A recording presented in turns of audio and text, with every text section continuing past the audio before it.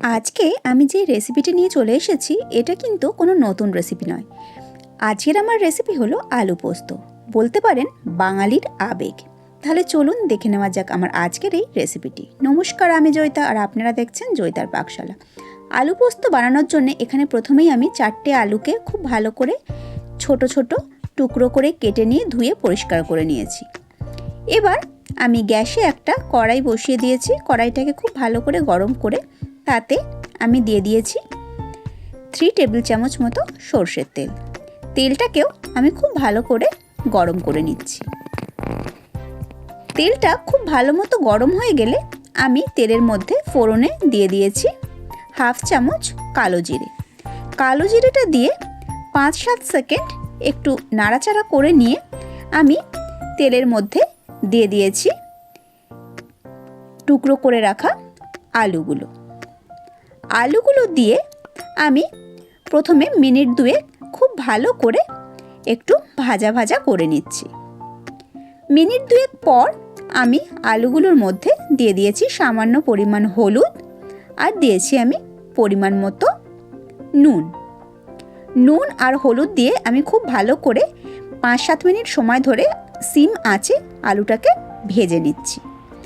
আলুটা ভাজা হতে হতে আমি এখানে একটা মিক্সিং জারের মধ্যে নিয়ে নিয়েছি 4 টেবিল চামচ পোস্ত।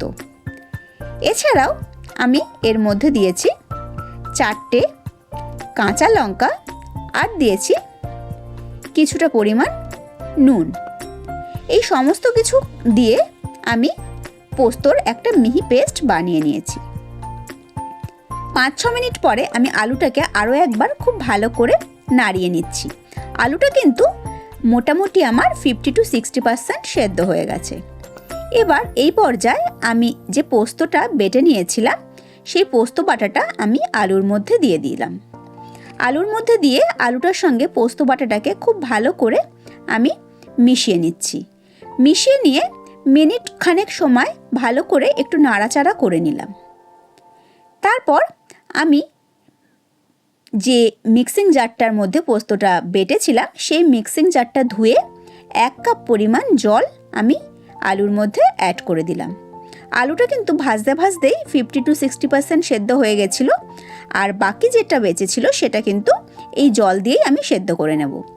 জল দিয়ে আমি এখানে দিয়ে দিলাম 1/2 চামচ পরিমাণ চিনি, যদিও এটা অপশনাল, কিন্তু দিলে ভীষণই ভালো হয় টেস্টটা। এবার আমি গ্যাসের ফ্লেমটাকে একদম লোতে করে দিয়ে আলুটাকে সেদ্ধ হওয়ার জন্যে ঢাকা চাপা দিয়ে রেখে দিয়েছিলাম। 2-3 মিনিট বাদে আমি আবার একবার চেক করে নিলাম, আলুটা কিন্তু পুরোপুরি সেদ্ধ হয়ে গেছে।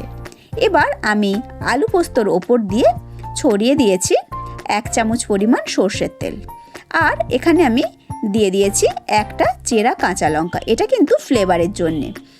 আলু পোস্তের শেষে যদি একটু সর্ষের তেল আর কাঁচা লঙ্কা চেরা দেওয়া যায় তাহলে কিন্তু টেস্টটা ভীষণই সুন্দর হয় আর ফ্লেভারটাও ভীষণ সুন্দর আসে।